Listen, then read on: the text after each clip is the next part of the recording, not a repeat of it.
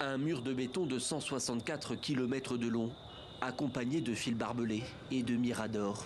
Voici le mur anti-immigration, comme l'appelle le gouvernement dominicain.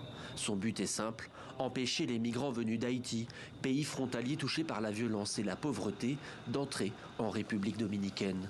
Le président, Luis Abinader, a fait de la lutte contre l'immigration illégale sa priorité absolue, quitte à prendre des décisions radicales. Après le mur, le voici qui lance un nouveau plan pour expulser du territoire un maximum de ressortissants haïtiens. La mise en œuvre à exécution immédiate d'une opération de rapatriement a été décidée dans le but de rapatrier jusqu'à 10 000 migrants par semaine dans leur pays d'origine. Un nouveau plan à la limite du respect du droit international, a fait savoir Amnesty. D'après le Bureau dominicain des statistiques, plus de 450 000 ressortissants haïtiens résident actuellement en République dominicaine. L'immense majorité d'entre eux sont des travailleurs sans papier qui ont fui les violences dans leur pays. Ils vivent dans des camps, dans des conditions de grande précarité.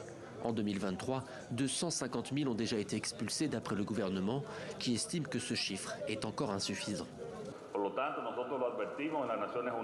Nous avons prévenu les Nations Unies.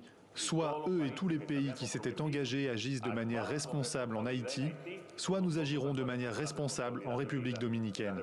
Ces actions ont déjà commencé aujourd'hui et se poursuivront.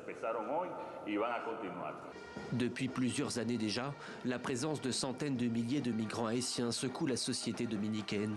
De nombreuses organisations estiment qu'elle met à mal l'économie du pays. La main-d'œuvre haïtienne est réputée moins chère et alimente en partie le marché noir.